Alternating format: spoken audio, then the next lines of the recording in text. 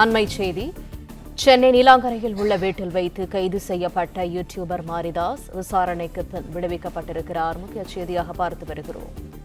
கரூர் விஜய் பிரச்சாரத்தின் போது 41 பேர் பலியான விவகாரத்தில் உண்மைக்கு மாறான தகவலை பரப்பியதாக கூறி மாரிதாஸ் கைது செய்யப்பட்டார். இது தொடர்பான கூடுதல் தகவல்களை தருகிறார் எமது செய்தியாளர் கதிரவன். கதிரவன், முழு விவரங்கள் என்ன? சென்னை நீலாங்கரையில் உள்ள வீட்டில் வைத்து கைது செய்யப்பட்ட யூடியூபர் மாரிதாஸ் விசாரணைக்கு பின் விடுவிக்கப்பட்டிருக்கிறார்.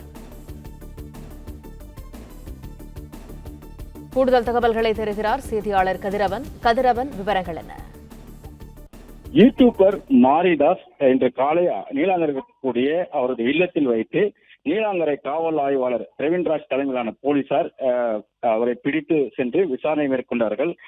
சுமார் 3 மணி நேரத்துக்கு மேலாக அவருடைய விசாரணை நடத்திய பின்பாக தற்போது அவரை போலீசார் விடுவித்ததாக தகவல் வெளியே இருக்கிறது.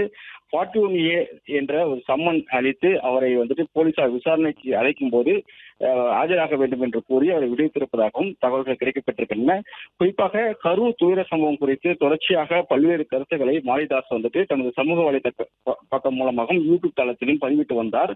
இது தொடர்பாக அவர் பல்வேறு முரண்பட்ட கருத்துக்களை தெரிவித்ததாக அவர் கைது செய்யப்பட்டதாகவும் அவரது உறவினர் தரப்புல குற்றச்சாட்டுகள் முன்வைக்கப்பட்டது. இன்று காலை வீட்டில் இருக்கும்போது உள்ளே சென்ற நீலாங்கரை காவல் ஆய்வாளர் பிரவீன்ராஜ் தலைமையிலான போலீசார் அவர் கைது செய்து ரகசிய இடத்தில் வைத்து விசாரணைகள் மேற்கொண்டார்கள். 3 மணி நேர விசாரணைக்கு பின்பாக தற்போது அவர் விடுவிக்கப்பட்டிருப்பதாகவும் 41A என்ற நோட்டீஸை அளித்து விசாரணைக்கு ஆஜராகும் போது அவர் ஆஜராக வேண்டும் என்று மறு விசாரணைக்கு வருமாறும் அனுப்பி வைத்திருக்கிறார்கள்.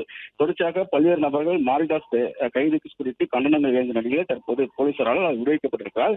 சம்மன் அளித்து மறு விசாரணைக்கு வருமாறு அனுப்பி வைத்திருக்கிறார்கள்.